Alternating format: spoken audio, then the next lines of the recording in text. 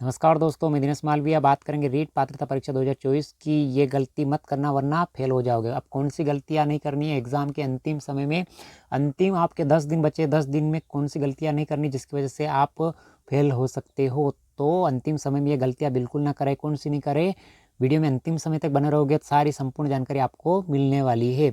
पहले टॉपिक के अंदर बात करते हैं, परीक्षा के अंतिम दिनों में नई गाइड या किताब ना पढ़े। अपने दोस्त या मित्रों के कहने से कोई भी नई गाइड ना लाए और ना ही पढ़े। आपने जो पढ़ा है, चाहे वस्तुनिष्ठ या थ्योरी के रूप में, नोट्स के रूप में जो भी पढ़ा है उसको ही पढ़ते रहे। अंतिम समय में नई चीज़ कुछ भी पढ़ने की आवश्यकता नहीं है। दूसरे टॉपिक में जितना पढ़ा है बहुत है, अब रिवीजन अधिक करें। यानी आप नए सिरे से थ्योरी पढ़ने की आवश्यकता नहीं है, आपको अधिक से अधिक रिवीजन पे फोकस करना है। तो अंतिम समय में रिवीजन अधिक से अधिक करें, क्योंकि रिवीजन नहीं करोगे, केवल पढ़ते ही रहोगे तो एग्ज़ाम के अंदर फेल हो सकते हो। तो आपको अधिक से अधिक क्या करना है, रिवीजन करना है। तीसरा टॉपिक मनोविज्ञान, हिंदी संस्कृत को हल्के में ना ले। यानी मनोविज्ञान और हिंदी और संस्कृत के, हिंदी तो हम पढ़ लेंगे आराम से, एग्जाम क्वालिफाई कर लेंगे, यानी हिंदी में बहुत अच्छे नंबर लेके आ जाएंगे, संस्कृत में से। तो इन सब्जेक्ट को हल्के में ना ले, क्योंकि इसमें भी अप्लाइड प्रश्न पूछे जाते हैं। यानी अवधारणात्मक प्रश्नों के लिए आपको बार बार रिविजन करना पड़ेगा इन सब्जेक्ट का, तो इनको हल्के में बिल्कुल ना ले। चौथा टॉपिक शिक्षण विधियों को छोड़ देना। तो बहुत सारे विद्यार्थी क्या करते हैं, शिक्षण विधियों को बिल्कुल पढ़ते ही नहीं, ध्यान नहीं देते हैं, यानी सिलेबस को देखते ही नहीं है। तो शिक्षण विधि को छोड़ देना है, ये गलती भी बिल्कुल ना करें। शिक्षण विधियों पे अधिक से अधिक फोकस करें। जिस शिक्षण विधियों के माध्यम से आप 45 प्लस अंक आराम से ला सकते हो, तो शिक्षण विधियों को छोड़ने की गलती बिल्कुल ना करें। पांचवा टॉपिक पूर्व परीक्षा जैसे रीट 2021-2022 के पेपर को हल न करना। बहुत सारे विद्यार्थी क्या है, पूर्व परीक्षा के पेपर को हल नहीं करते और एग्जाम से कुछ ही समय पहले बाजार से विभिन्न प्रकार के मॉडल पेपर लेके आ जाते हैं। तो मॉडल पेपर आपको लाने की आवश्यकता नहीं है, आप ऐसी बुक लाइए जिसके अंदर पूर्व एग्जाम में पूछे गए प्रश्न हल सहित दे रखे हो, यानी सॉल्यूशन सहित दे रखे हो, व्याख्या सहित हल। ऐसे पेपर को हल करें या ऐसी बुक लाए जिसके अंदर पूर्व एग्जाम में पूछे गए प्रश्न, जिससे आपका कॉन्सेप्ट क्लियर हो जाएगा और आपको पता चल जाएगा कि एग्जाम के अंदर किस प्रकार के प्रश्न पूछे जाते हैं और पूछे जा सकते हैं। तो आप पूर्व परीक्षा के पेपर को अधिक से अधिक हल करें। छठे टॉपिक में वस्तुनिष्ठ प्रश्नों का अभ्यास न करना।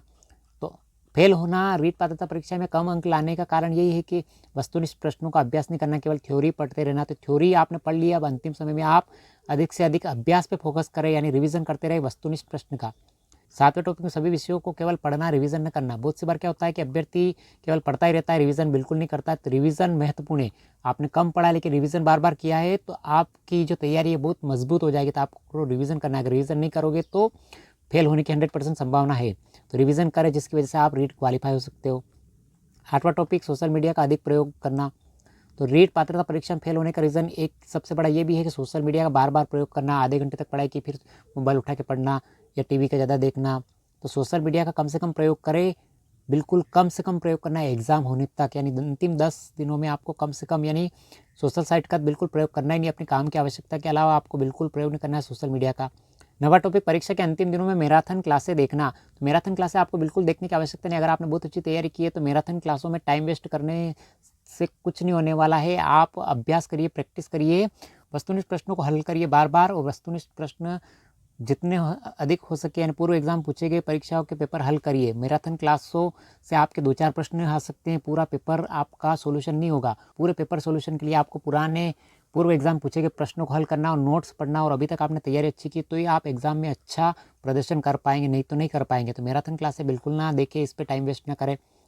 10वां टॉपिक नकारात्मक विचार आना। बहुत सी बार विद्यार्थियों को नकारात्मक विचार आता है कि मेरी तैयारी कम है, क्वालिफाई होऊंगा या नहीं होऊंगा। तो इस प्रकार के नकारात्मक विचार बिल्कुल ना लाए। आपने तैयारी अच्छी की है तो आप 90 प्लस नंबर आराम से ला सकते हो।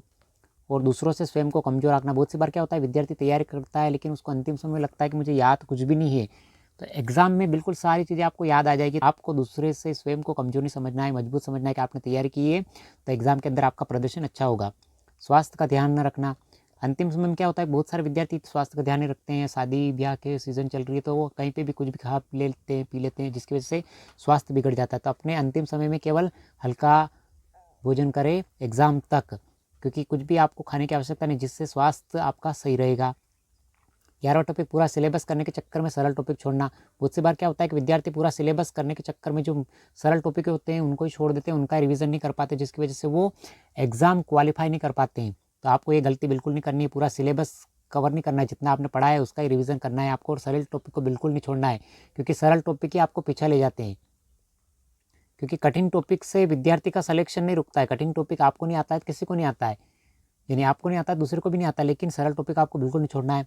12 टॉपिक सही रणनीति से पढ़ाई नहीं करना, यानी सही रणनीति, सही मार्गदर्शन से पढ़ाई नहीं करना भी एक रीट पात्रता परीक्षा क्वालिफाई नहीं करने का कारण है। तो रीट पात्रता परीक्षा आपने सही रणनीति से पढ़ाई की है तो आप आराम से क्वालिफाई कर पाओगे। तो ये गलतियाँ आप 12 गलतियाँ है, 12 गलतियाँ बिल्कुल ना करें, और इनमें अगर आपने सुधार कर लिया तो आप रीट पात्रता परीक्षा में 90+ और 90 क्या 100+ अंक आराम से लेके आ जाओगे। यानी रीट पात्रता परीक्षा आजीवन है, तो एक ही बार आपको रीट एग्ज़ाम देना है, उसके बाद आप आराम से क्वालिफाई होने के बाद लाइफ टाइम तक main exam 3rd grade teacher का एग्ज़ाम दे सकते हो।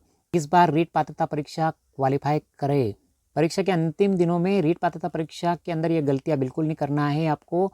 तो ये 12 गलतियों को बिल्कुल नहीं करना है, ध्यान रखें इनको, और इसमें अभी से सुधार कर ले, जिसकी वजह से आप आराम से रीट क्वालिफाई कर ले। और जिन विद्यार्थियों ने ये गलतियाँ की है, जो विद्यार्थी गलती करेंगे वो रीट डिसक्वालीफाई हो जाएंगे, यानी फेल हो जाएंगे।